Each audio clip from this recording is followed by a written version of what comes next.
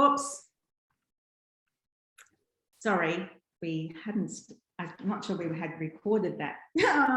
Lesley, we'll have to record you again saying that, but you know, that's the reality of it all, and it's scary, and but you know, we cannot slip or sink into despair. We have to act, and you say this so much, Lesley, that acting in our lives empowers us to do more, and that it is all, the science is in. We don't need any more science. We just need action from every corner of society. And we need to be having climate conversations. We need to be talking to each other and talking to those people that are sitting on the fence, and to those, you know, we need to be having uncomfortable conversations if needs be. And I think that, Rebecca, I want to bring you in on this, because this is what you do. This is your work, and having conversations with our family and our loved ones and our neighbours is so critical right now. And it's a big part of action. It's a big part of feeling empowered and strong and confident. And so, from all your research, Rebecca, what is how do we have effective climate conversations, so it's not just noise, but it's really effective and it gets to people's hearts? And who are the kind of people we need to be having these climate conversations with, and how do we have them right now between now and the election? Of course, and beyond, but now and the election. So bringing you in now, Rebecca. Right. Thanks, Nat. Yeah, it's always, I've heard Lesley give a version of that talk now many times, and it's we're blessed to have her as a climate communicator and scientist in Australia, because she lays it out very clearly. And understanding the science and being able to talk a bit about it is important, but it's not critical. And remember that most people who perhaps find science and maths and all those kinds of things a bit challenging, I certainly find maths occasionally challenging, it's not always the best way to talk to them, which is not the same as saying we shouldn't pay attention to the science. But not all of us can talk about the science in such an articulate way as Lesley, but we can all talk about why climate change matters to us. And I think that's a really important part of this. You don't have to understand all the details of the science or have a PhD to talk about why climate change matters to you. So what the research shows is that and I'm going to make a wild assumption that everybody who's giving up a bit of their Friday believes that climate change is real, wants governments to have done stuff about it long before now, very concerned, anxious about the election, and very engaged. One of the two biggest challenges that people who have been in the climate movement for a long time and worried for a long time is how do I talk about this with people who don't have the same views as me in a way that doesn't end up with me grabbing them by the shoulders and kind of shaking and yelling at them, which is not always the world's best way to go. So what the research shows is that for people who are not alarmed about climate change, but merely concerned about it, or kind of, it's their fourth or fifth biggest concern, or they don't talk about it much, or they don't read about it much, talking to friends and family or having trusted people around them mention it to them and talk to them about it is really important. And it doesn't just have to be friends and family. It can be people you work with, it can be neighbours, it can be people you play sport with. In the work that I do, in the conversations that I have with people in my community, sometimes I find that a conversation with them about climate change is maybe the only conversation they've really ever had about it, because they don't broach it, they don't generally talk about it, and it's not, it's something that they're encouraged to talk about. So I have been saying, and Lesley and I have been doing different kinds of work over the last couple of weeks. I was in the Northern Rivers on the weekend doing some work for Surface for Climate. If you can think about 3 or 4 people in your networks that you've never had a conversation with climate about, and may not necessarily be engaged with it, and talk to them. We're very lucky at the moment because we actually have an election. So it's not hard to bring it up. It's actually much harder to talk about climate change when there isn't a natural prompt, right? We've got the prompts of extreme weather events, but we have an election coming up, and it's coming up right now. I mean, in some ways it would have been even hard to talk about it 5 or 6 or 7 weeks ago, even though the election was coming. There is a very bigger than usual group of people who say they are undecided. Depending on what surveys you look at, it could be 11 to 15%. And in an election like this, which is quite reasonably finely balanced, 11 or 12% is important. So there are people undecided, there are people disengaged. Think about people in your network that, and it could be anybody that you haven't had a conversation with, and just say, look, ask them, there's an election coming up.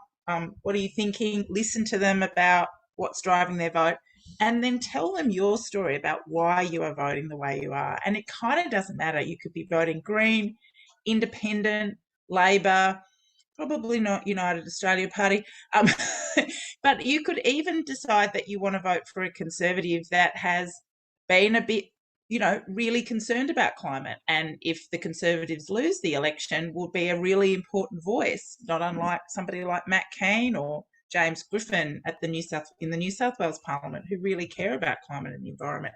It kind of doesn't matter how you're going to vote. Talk about why climate is important to you as a story. And if you can, try and make sure that the reasons that you are giving for why climate is important matter at a very local and personal level, right?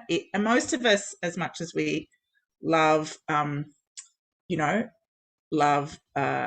bears, are probably not doing what we're doing on climate change just for polar bears. We're doing it because we look at the community around us and the friends and family we have in places that have been devastated by fire and flood, and we don't want that to continue to happen.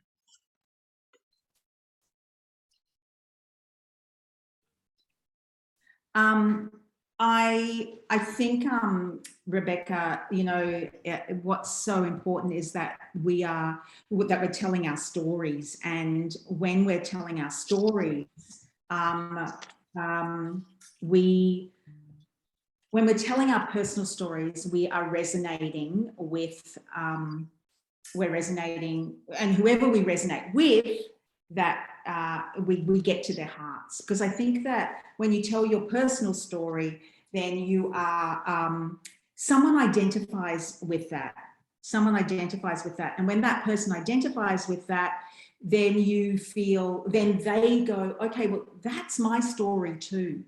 And I did want to ask you both about because this is a question that we've been getting a lot with our 1 Million Women community. Over the last few weeks, we've been doing our campaign about I'm ready to vote for climate, pass it on. And a lot of the questions is, well, how do I look for that candidate? What are the things I need to be looking for in all the candidates that in my electorate? And so I just I thought, Lesley, if I could come to you first. Can you share with us what you think that we should be looking for, and what are the questions we should be asking our candidates, because we've still got time? Look, I can give a very simple formula that hopefully will work. We know that globally we have to reduce emissions by 50% or more by 2030.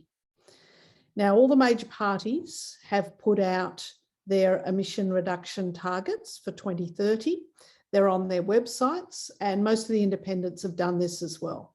So my simple formula is, if a candidate is not aiming for 50% or more emission reductions by 2030, they are at odds with climate science.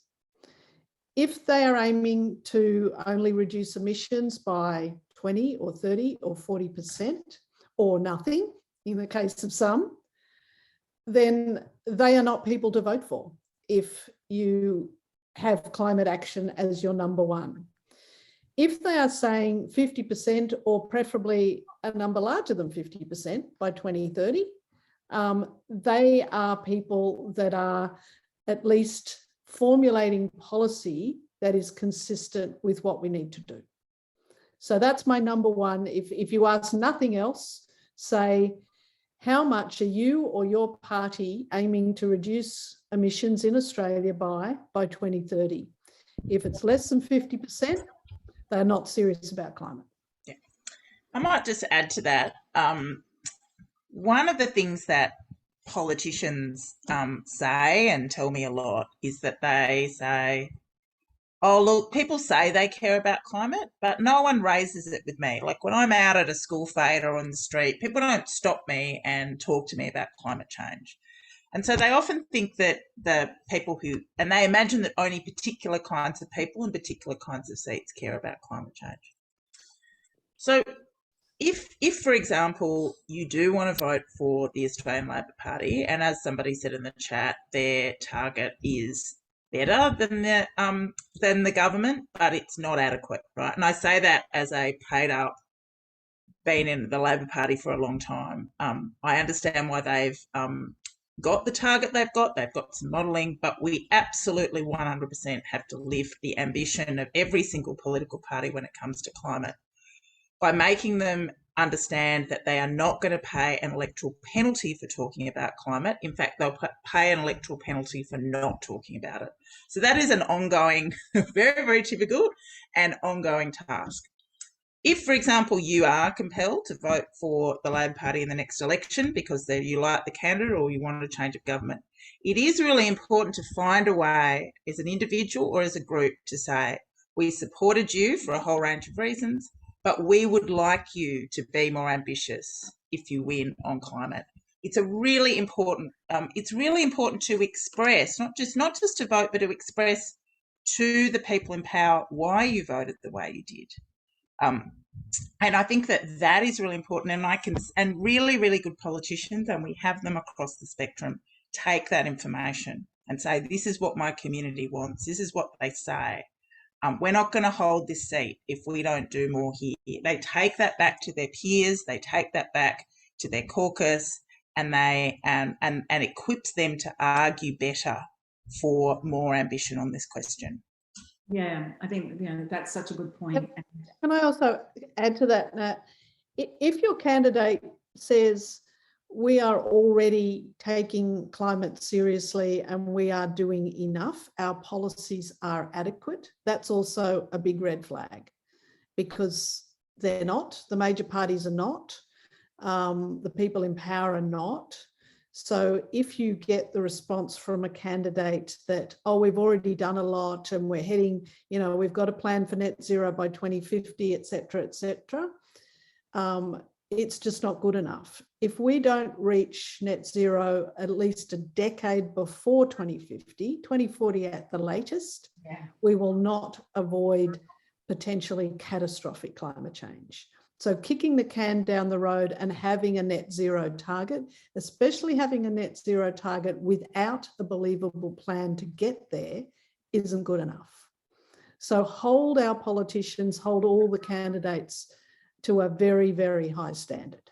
Yeah, when I was in Glasgow at COP, that was my greatest frustration was, we're doing enough, it's all good, and we've got our 2050 target, we don't need anything else. And that, it's a very frustrating position, for when we're fighting for this, to hear that. And we did a survey a couple of weeks ago to our members, and we got 5,000 women to do this survey in 48 hours. And one of the questions was about, that politician, what is the kind of politician that you want? And look, over 90%. And I know, not surprisingly, because of the kind of group we are, but over 90% said, we want a politician that genuinely represents our needs, and that really, when they say they're going to act on climate change, they actually are really in there to do that. And I think, going to your point too, Rebecca, about having those conversations, if a politician, if no one talks to their local candidate, that local politician, if we're not having those conversations with them, they don't know. They think that it's not an issue. So that's why we all have to step up to have those conversations, to gather as groups and as communities, and to really have as many conversations with our politicians as we can, so they know, they get our vote. If they elevate climate action, we want to lift those ones up. And we look, we've had, 20 plus years of really divisive climate wars at the federal level. And we are in a tricky an exciting but tricky economic and technological period of transition. And as somebody who has been in and around politics for a long time, politicians generally, or the political system, very rarely leads. It's pulled along. It's pulled along by the community, and it's pulled along by business. To Lesley's point, there are many people in the business community in Australia who would never say that we've done enough. They would say constantly, we have to do more. We have to be more ambitious. We have to keep pace with the rest of the world, or we'll be left behind. So that narrative is coming from parts of the business community. It's coming from parts of civil society. It's coming from different parts of state government. So that those voices are being heard. We've just got a tricky transition to push through at the federal level, and we've got an opportunity to do it at this election. Yeah. For a whole range of reasons. We cannot ignore that there are parts of Australia that are still, for whatever reason, economically reliant on fossil fuels, and there's no plan to help them transition from where they are now to where they have to be. And those people have votes, and those electorates are important. So we are in a really but the really good thing is we have lots of different options and lots of ways to express how climate is important to us. And when after the election happens, that's when the work really starts.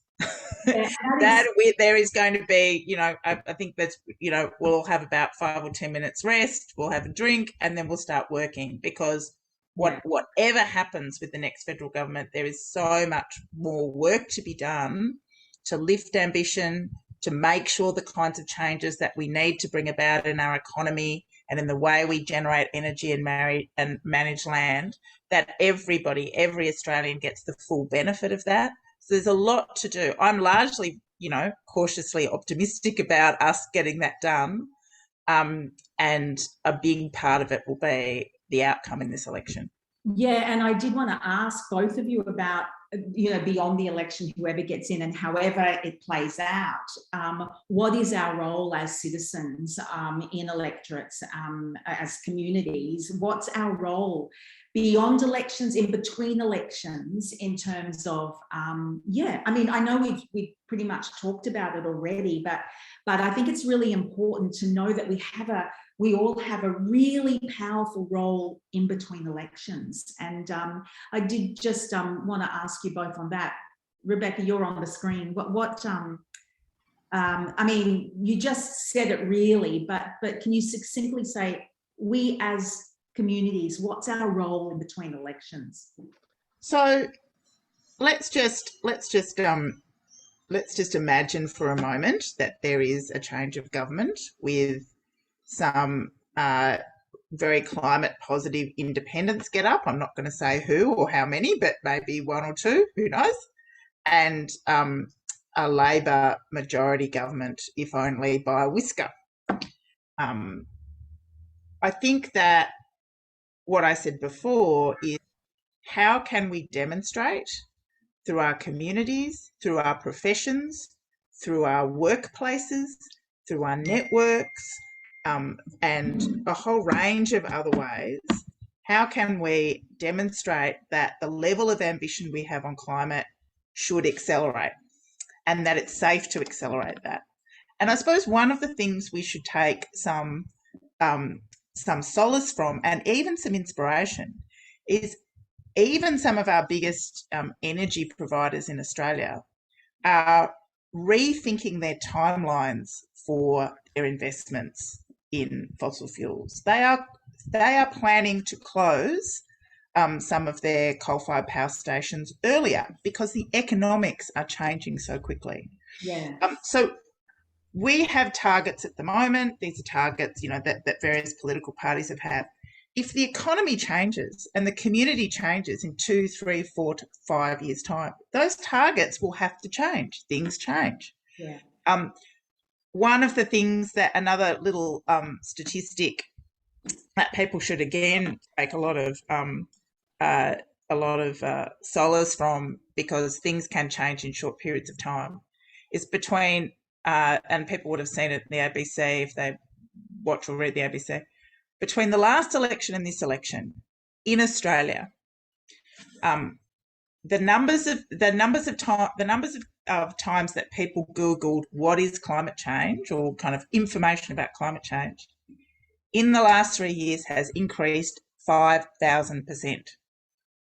And it has increased not in the big cities, but in regional Australia. People are asking more questions. Different kinds of people are coming to the climate movement, making a contribution, right? Even people like me, who's a relatively, as Lesley would do, a newcomer to the climate movement.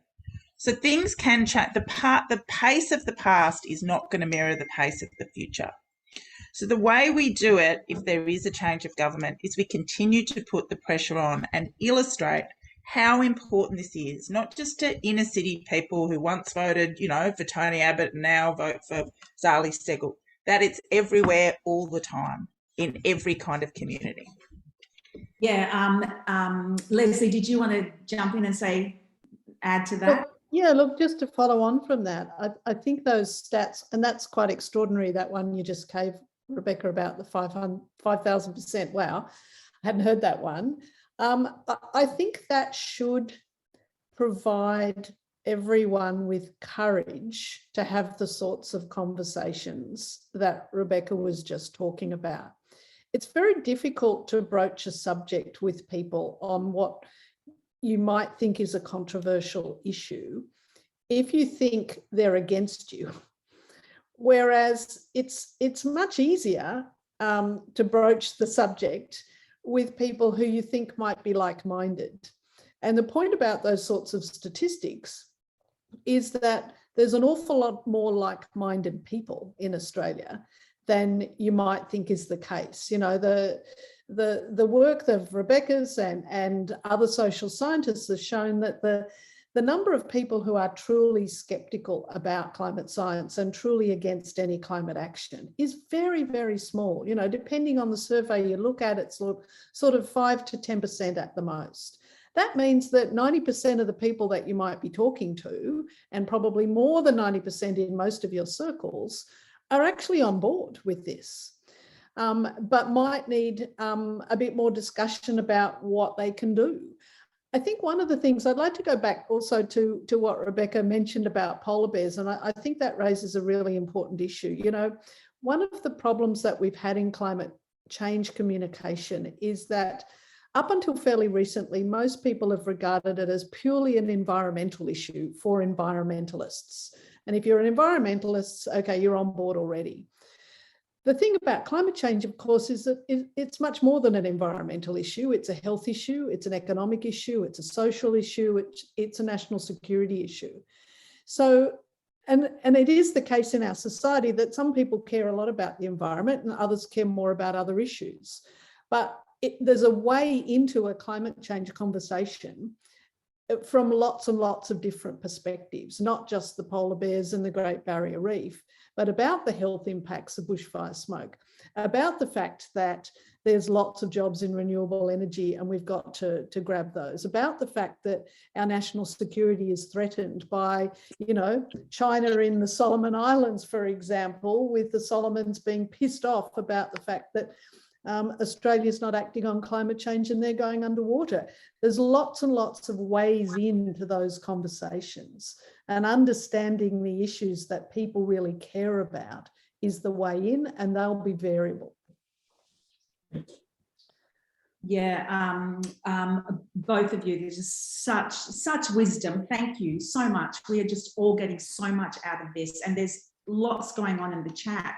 And I know we've only got an hour. I did want to just point out, and I may have said this earlier, but I think it goes to also that point about, what you identify with, and just go like this if I already said this, but it's what it's what you identify with. And Rebecca said this for my book. Rebecca said this to me, and it really is so true. I was a cosmetics manufacturer for 24 years, and as a cosmetics manufacturer, that was my job. Of course, I was part of the problem doing cosmetics that had layers of packaging at $9.99, wanting you to consume, but that's just another story. But I never identify as someone that's meant to look after the environment or climate change, or that it was even my responsibility, because I'm a cosmetics manufacturer. And so I think that is also a really important point in terms of us, as citizens as communities getting engaged, is that we're all climate activists. It's all our responsibility, and it's all our story. And I do think that has shifted immensely in the last 10 years for me anyway. I'm noticing that in the last 10 years of people taking ownership of it. But I just wanted to add that point. It's that, identity thing. I want to ask a couple of questions, and also I would love Bree, who is our head of digital at 1 Million Women. I want to ask a couple of questions that she's been sending me from the chat, but she's just such an amazing young woman. All the 1 Million Women team are amazing, and yesterday she had some questions, and I wanted her to ask you two a couple of questions, and then I have a question for Bree as a young woman going into this election. But Bree, are you there that you can throw your question in? Yes, I am here. Did you want? I just think my one question, we did answer some of them, but I guess how can we ensure that we keep the specific MPs that in our electorates accountable, I guess, after the election? Look, keep turning up every time they turn up to things. They do tend to be a flurry as they lead up to elections, but most of the time, they'll turn up to school fetes, they'll be at markets, they'll be at other kinds of events speaking. And I think it's really useful to find ways to ask questions about climate change in ways that feel genuinely like genuine questions rather than attacks on them, where they actually feel compelled to respond to it. I think that's really important. I think that and then paying attention to what they say in an election and what their actual voting record is. They might be saying, climate change is a real challenge, and here's me in front of an electric vehicle and all the rest of it. But when push comes to shove, and when actual legislation comes before the Parliament to be able to make it easier for people, to remove some of the taxes on electric cars, what do they do? And I think that you can't obviously cover every single thing that they do in every single piece of legislation they support or don't, but pick one issue that matters to you, particularly if it intersects with organisations that your profession, or things that you already, maybe you're part of a, whatever organisation you're part of.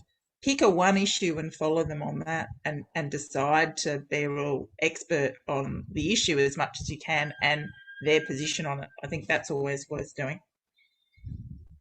Bree, how are you feeling going into, as a young woman going into this election? I guess I am also cautiously optimistic, but I think last election I also felt like optimistic maybe, and I am very aware that I live in a bit of a bubble where all of my friends and community are pretty climate positive and work in the space. So I think that I'm I guess a little bit worried, but I think also it feels like there's a lot of changes sort of coming in everyday people, but I'm not sure. I'm just not sure whether that's going to transfer, I guess, to politics straight away? Well, we'll all know next week. But there's so many questions in the chat. We will grab as many as we can, and we'll try to answer them over the coming week and get back to you. There was one that Bree sent early on. Can we trust any of the major parties? I guess is a big one that, you know, people they do want to know. What do you think, Lesley? I think don't trust what they say, trust what they do. You know, the climate is not affected by words directly. I often use the example that if I put solar panels on my roof and a right-wing conservative politician puts the same number of solar panels on their roof, we're having the same impact on the atmosphere. So it's not what people do, it's what they say. I think the problem with our current government is that they're treating climate change as a political issue to be dealt with words and minimalist action. Whereas climate change is actually a physical issue. It's about air and water and heat, and we have to address climate change with physical action. So if your politician is just talking the talk and not actually walking the walk, well, then they're not to be trusted. So ask them not about just what they're saying, but actually about the policies that they're implementing. I agree. And I'd go on to that to say one thing. I think it is, and this is not to diminish our frustration. Frustration doesn't even come close to it of how the major political parties have dealt with climate. I would say three things. First of all, trust that the environment around which our national politicians operate is changing rapidly.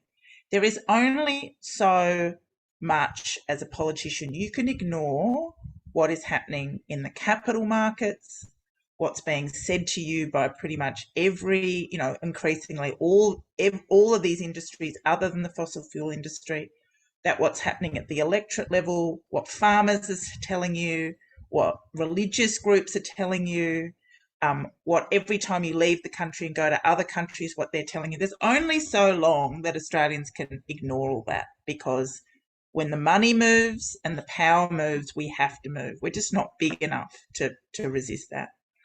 So that's changing. So trust that that's going to change. Politicians do what they need to do to win, right? And if it looks like that they can't win wedging each other on climate, they'll just stop doing it. They will stop doing it. So part of it is like, can we trust them? No, politicians will act like politicians. We have to think about how can we create an environment in which they do what needs to be done, because they will be punished if they don't, right? And so in a sense, that's up to all of us, right? And secondly, I think, what else would I say about that?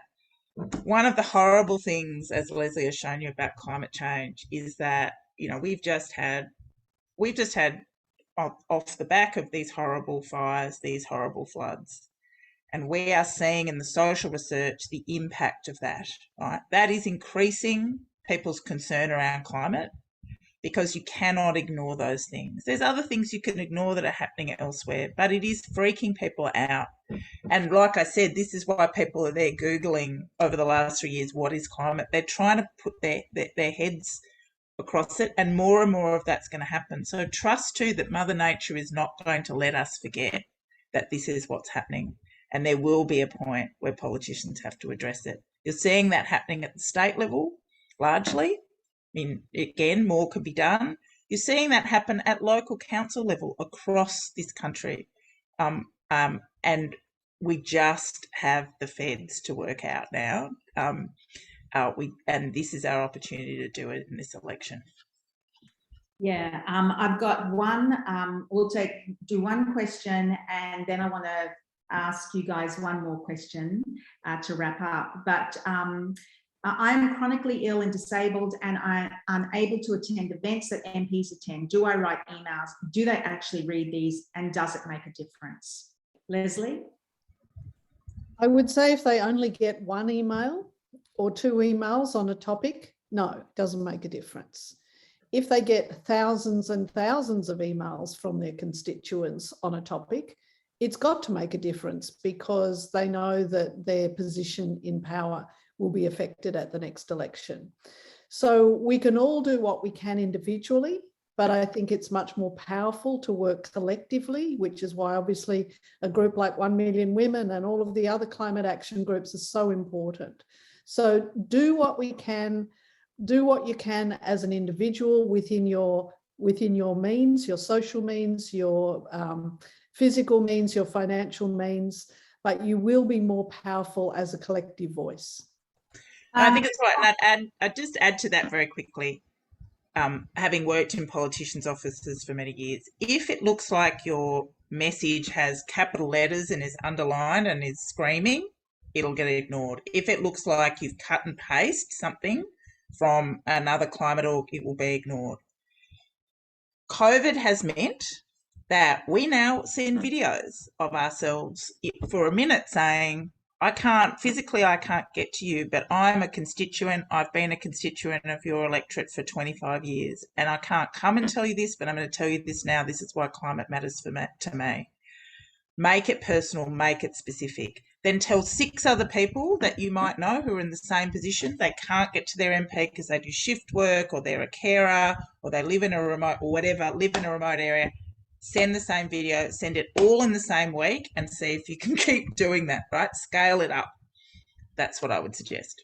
Okay, I'm going to throw in one more question. If we fast forward a couple of weeks, what is the best political outcome we can hope for the sake of the climate? Lesley? Well, for me, it's that the people with the power understand this issue, care about this issue, and are willing to truly act on the issue. And that I'm being agnostic as to who those people are, because certainly as a councillor with the Climate Council, which is a non-partisan organisation, I'm not here to say vote for this candidate or not that candidate.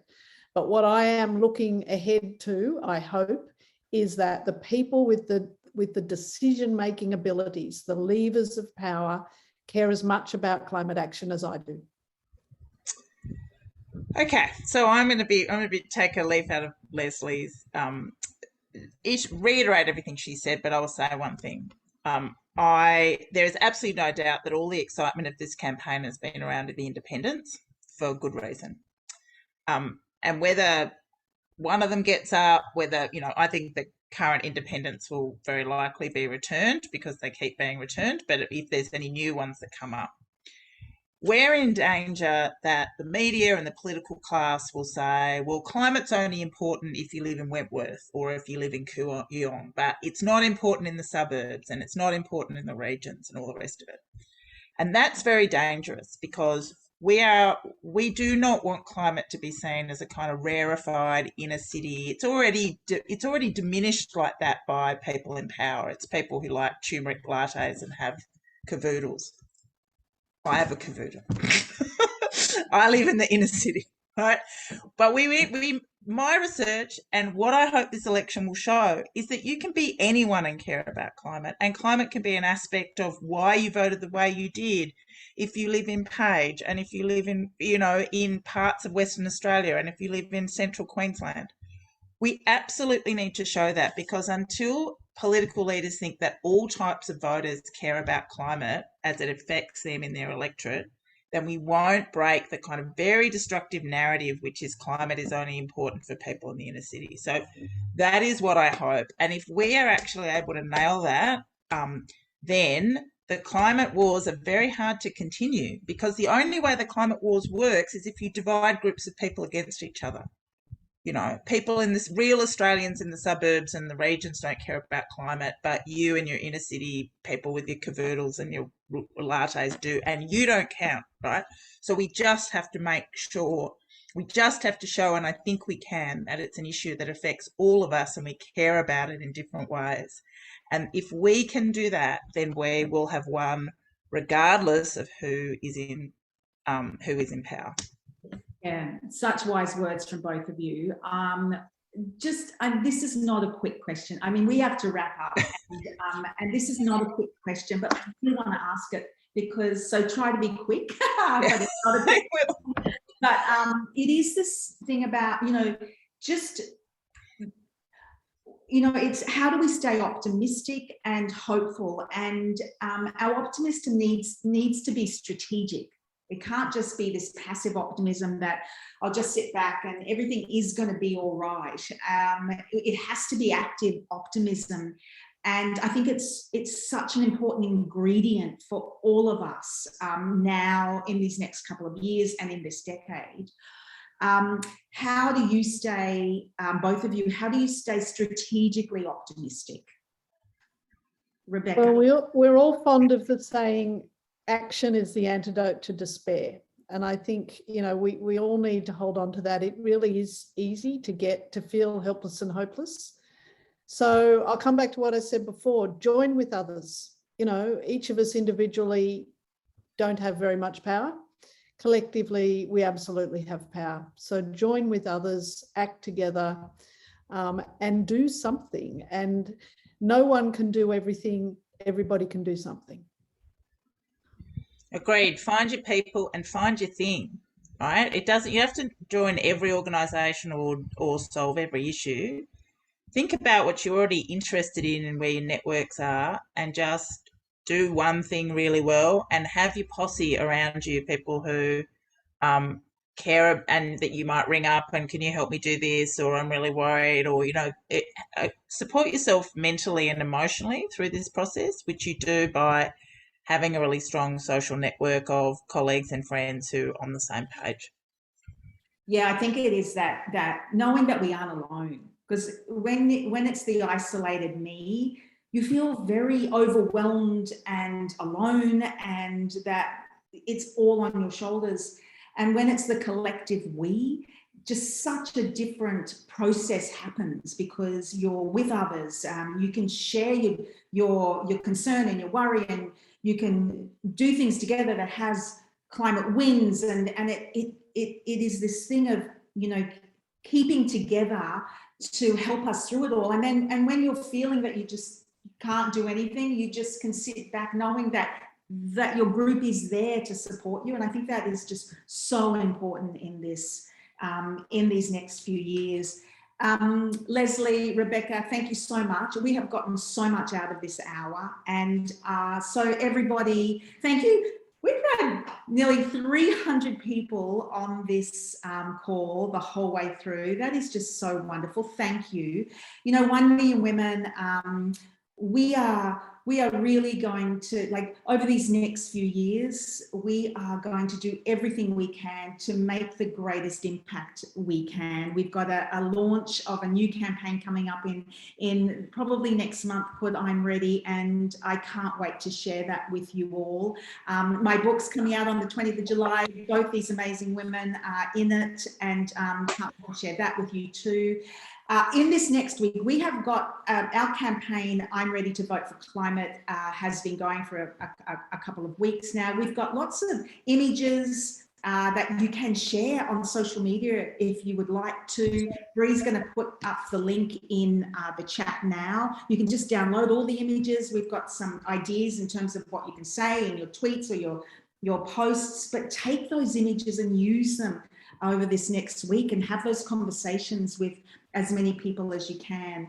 And we've got one last thing we'd love you to do before we finish off. And over the next week, we're going to do little videos of I'm ready to vote for climate because.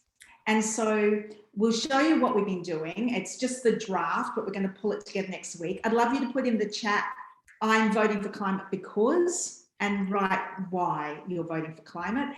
And then also we'll send you an email after this just saying, if you'd like to do a little video for us, here's how to do it. And we'd love to share that next week. I'm ready to vote for climate because. And so pop it in the chat. Jem, will you just show that little video, and then I'm going to come back and we'll end off.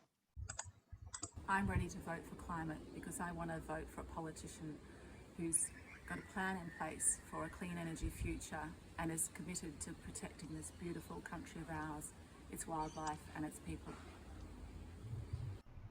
I'm ready to vote for climate because it's the only reasonable choice. We need our leaders to share with us the same goal, and the time to do it is now. I'm ready to vote for climate because I think future generations deserve to experience the wonderful ecosystems that we have here on Earth, like the Great Barrier Reef, for instance. I'm ready to vote for climate because I believe it is possible for humanity and our natural world to not only live harmoniously, but thrive. We just need to put the right strategies into action now before it's too late. I'm ready to vote for climate because future generation deserves healthy environment just like us. I'm ready to vote for climate because the world didn't begin with me, and I don't want the world to end because of me. I'm ready to vote for climate because I believe in a cleaner, more sustainable, renewable energy future. Okay, so so anyway, keep putting in the chat why you're ready to vote for climate, and please do some videos for us. We'll send you all the information. Don't forget to follow us on Instagram and Facebook, and to, just thank you for all the support you give us. Honestly, 1 million women would not be 1 million women without you. You mean so much to me and to the team. So thank you, Lesley and Rebecca. Thank you to my beautiful team. Thank you, everybody. I'm going to end off with one video. And so don't go yet, because I think this is our anthem, but it's done in a way that you've not seen before, because I know we always end off with our anthem, but this was when we sung our anthem in front of 50,000 people. And it was at a big climate march. And I just thought, what a way to end this event with our anthem sung in front of 50,000 people. Please stay on, tap your toes, sing it with us, and have that determined optimism as we move forward. Good luck next week, and lots of love, and thank you. And here's our anthem.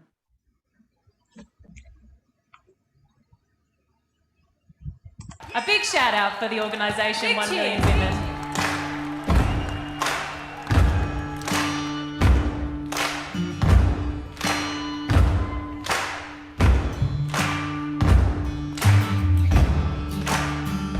Clap your hands, everyone, come on!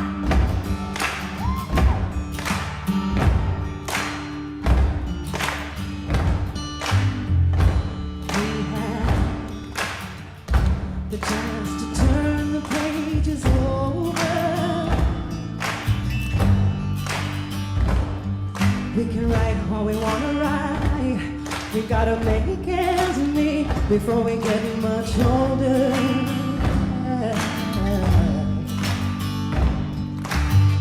Ooh, we're all someone's daughter. We're all someone's son. How long can we look at each other down the barrel of a gun?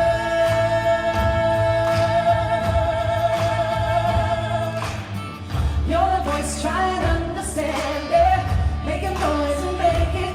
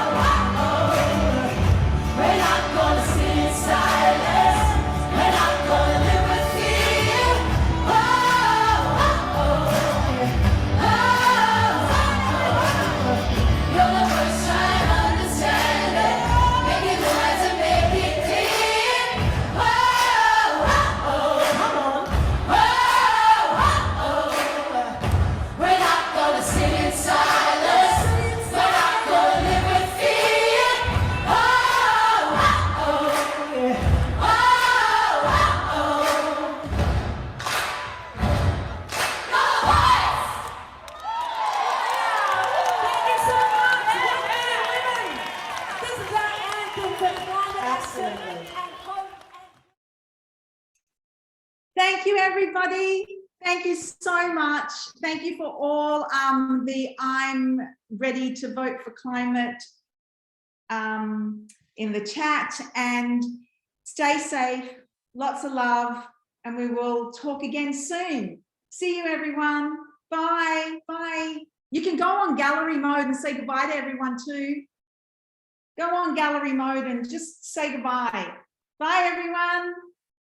Bye. Go on gallery mode and wave. Bye. Thank you. Thank you. Thank you all. Bye. Bye. Thank you. Pleasure. Thank you. Thank you. Take care.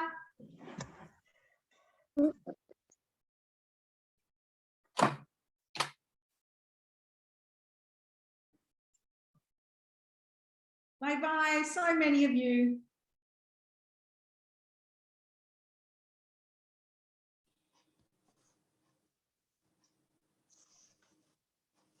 Bye.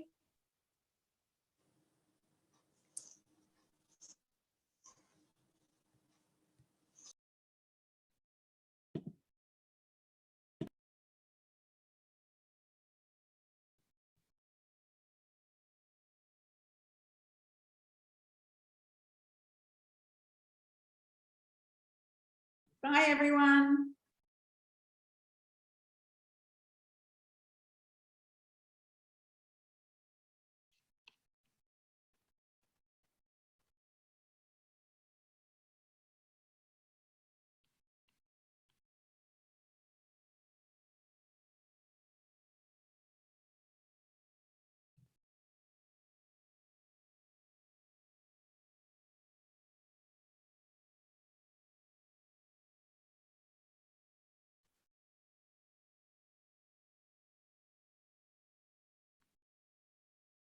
No, such nice comments about everything.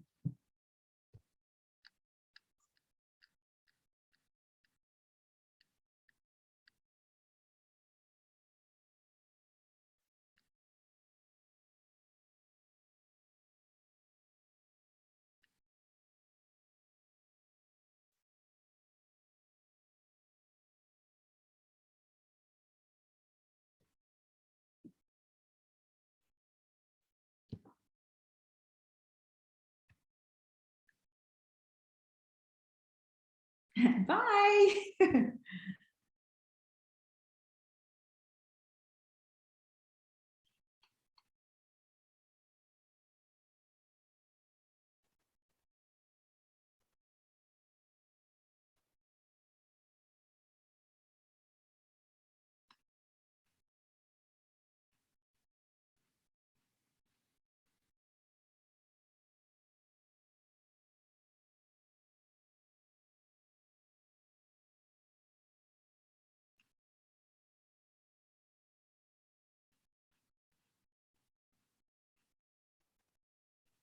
Would you like me to stop recording, Nat?